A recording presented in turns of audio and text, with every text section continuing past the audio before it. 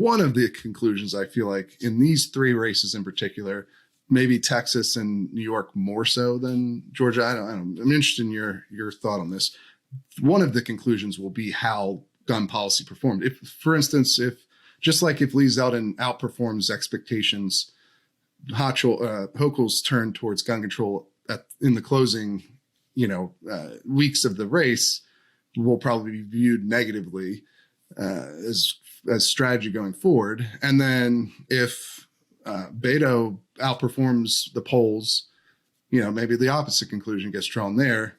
Do you think that's a realistic way of looking at the conclusions people are going to draw from these races when they're done? So I think the biggest takeaway is that if Republicans take back the House and win a big, healthy majority in the Senate, if they win seats, perhaps like in Arizona and New Hampshire, by the way, two states that have very libertarian voting bases and have a very strong base of gun rights supporters in both those states. If you see a big wave, like gun rights, that's going to be a mandate for the new Republican Congress to protect gun rights. You're not going to see any gun control measures pass through Congress or get proposed. Sure. I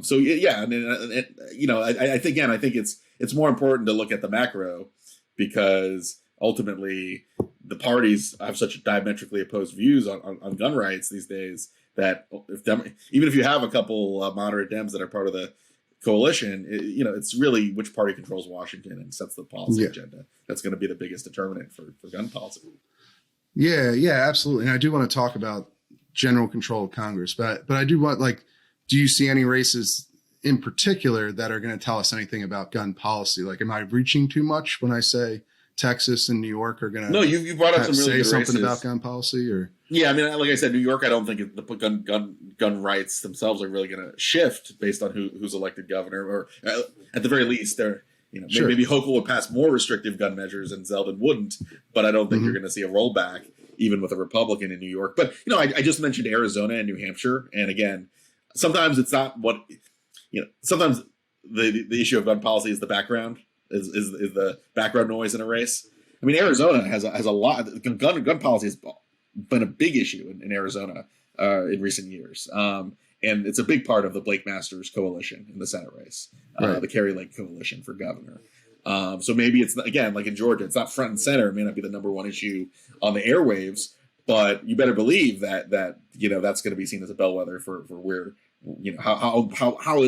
how strong a coalition the gun rights supporters in the state of Arizona are. And New Hampshire is another state where live free or die, right? It's always been a pretty strong Second Amendment state, maybe a little less so lately, but New Hampshire's always had that libertarian tradition, gun protecting tradition. And it's a state that Democrats have felt pretty good about because of the weaknesses of the Republican challenger, Don Bolduc.